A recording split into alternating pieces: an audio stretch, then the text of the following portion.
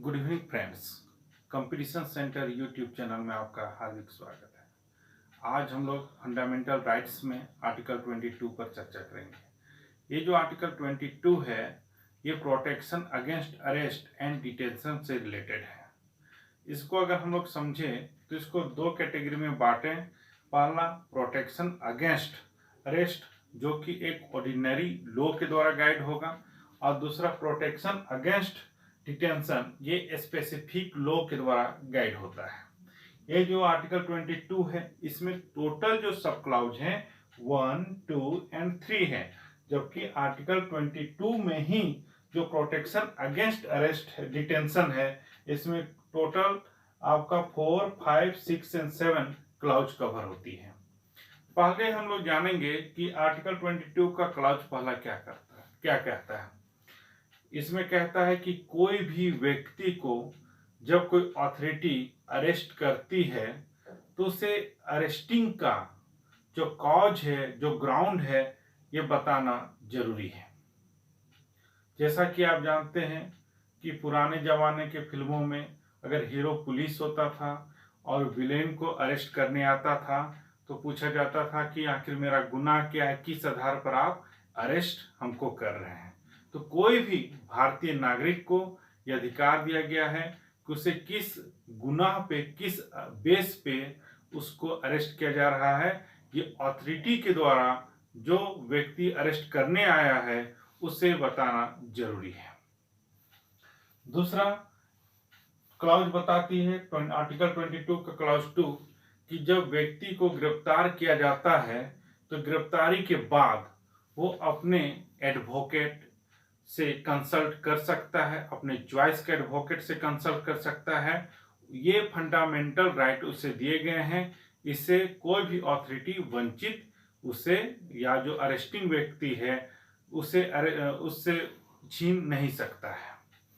Article 22 का clause 3 ये बताता है जब कोई अथॉरिटी किसी व्यक्ति को अरेस्ट करता है तो उसे 24 घंटे के अंदर अपने नजदीक के मजिस्ट्रेट के समक्ष रिप्रेजेंट करना जरूरी होता है। इस 24 घंटे में यात्रा का समय को जोड़ा नहीं जाएगा। ना ही अगर उसने मान लेते हैं हॉलीडे होता है या किसी कारण से उस दिन स्टेट का छुट्टी होती है तो उस हॉलीडे को भी उस 24 घंटा में जोड़ा नहीं जाएगा। एक प्रकार के प्रोटेक्शन है किसे दिए गए हैं, जो व्यक्ति को अरेस्ट किए जा रहे हैं। तो एक तरह से आर्टिकल 22 का जो पहला भाग है जो ऑर्डिनरी लॉ के द्वारा गाइड होती है, इसका जो मूल उद्देश्य यही है कि वे जिस व्यक्ति को अरेस्ट किया जा रहा है ये अधिकार उन्हें दिए गए हैं, ये भारतीय नागरिकों के लिए सिर्फ है, और जो विदेशी या दुश्मन देश के नागरिक हैं या जो प्रिवेंशन डिटेंशन लॉ के तहत अरेस्ट किए जा रहे हैं या डिटेन किए जा रहे हैं उन्हें ये जो प्रोटेक्शन है ये नहीं मिलेगा। दूसरा बात ये है कि ये जो आर्टिकल 22 का ये भाग जो आपको दिख रही है ये उस व्यक्ति पर लागू होगा जो कि कोई घटना को अंजाम दे चुका है। इसके अलावा ये आर्टिकल 22 का ये पहला भाग जो है प्रोटेक्शन अगेंस्ट अरेस्ट, अगर कोर्ट ऑर्डर के द्वारा अरेस्ट किया जा रहा है तो उस पर भी ये प्रभावी नहीं होगा। ये जो भाग है ये सिर्फ और सिर्फ क्रिमिनल एक्ट पर ही लागू होगा, सिविल एक्ट पर नहीं। कहने का मतलब कोई व्यक्ति जो है सरकारी कानून का अगर उल्लंघन करता है तभी उसे ये प्रोटेक्शन मिलेगा, या कोई सिविल लॉ का मतलब दीवानी मामले से संबंधित कोई अगर कानून है तो उससे ये प्रोटेक्शन नहीं मिलेगा। दीवानी मतलब कोई टैक्स नहीं चुकाया हो या कोई सिविल लॉ रिलेटेड हो तो उसमें ये प्रोटेक्शन अरेस्ट होने वाले व्यक्ति को नहीं दिए जाएंगे। अगर इस भाग में हम लोग आते हैं तो प्रोटेक्शन अगेंस्ट डिटेंशन, इसका मतलब ये है कि ये कानून जो आई है इसका मूल उद्देश्य यही है कि अगर राज्य का या संघ का जो गणतांत्रिक जो दिए गए हैं हमारे संविधान में उस गणतांत्रिक मूल्य जो है वो कभी नष्ट ना हो, लॉ एंड ऑर्डर उस राज्य का या देश का किसी प्रकार का उससे नुकसान ना हो, इसी आधार पर प्रोटेक्शन अगेंस्ट डिटेंशन लाया गया है।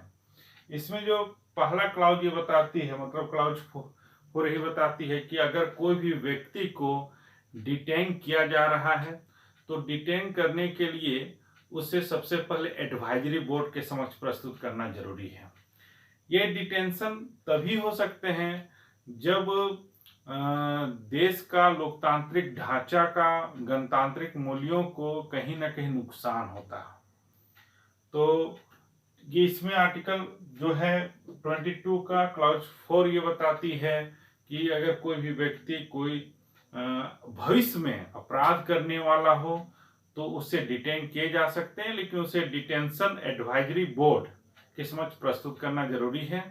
इसमें उल्लेख है कि अधिकतम कितने दिनों तक उसे डिटेन किए जा सकते हैं, तो अधिकतम 3 महीना तक डिटेन किया जा सकता है।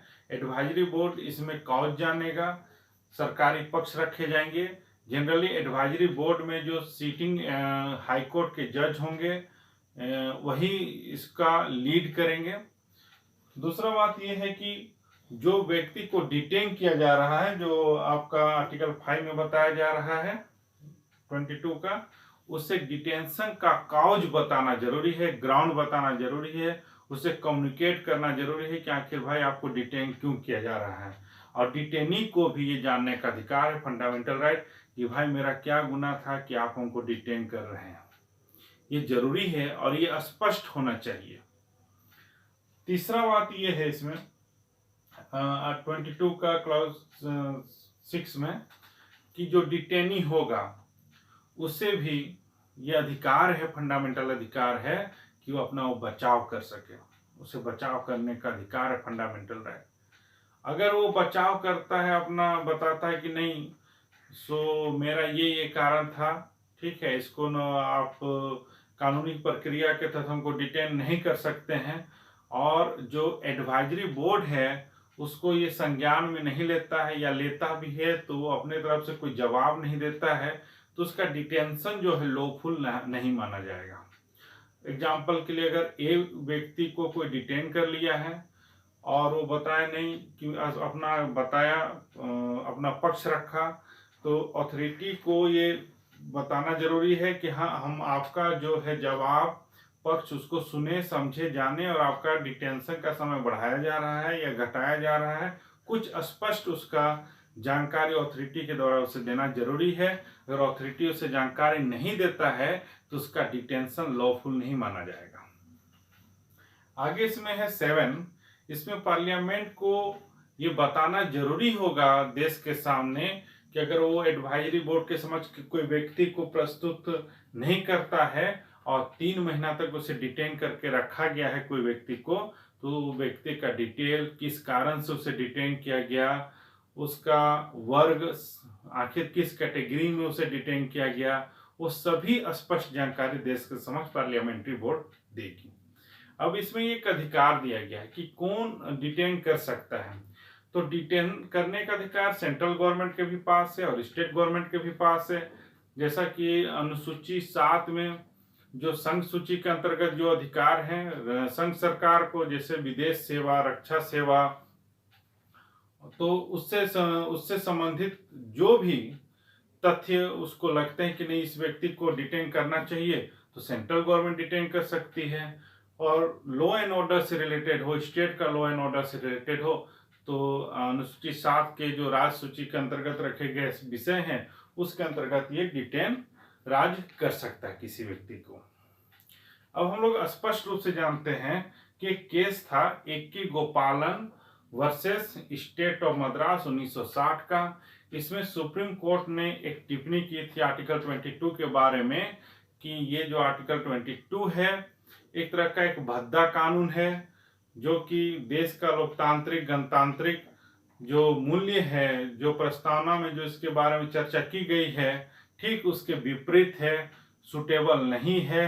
लेकिन अगर कोई देश के खिलाफ कोई अन्याय करता है, कोई व्यक्ति युद्ध करता है या उसके संघीय ढांचा पर प्रहार करता है, तो लोकतंत्र का बचाव के लिए भी आर्टिकल 22 क्या है, अति आवश्यक है।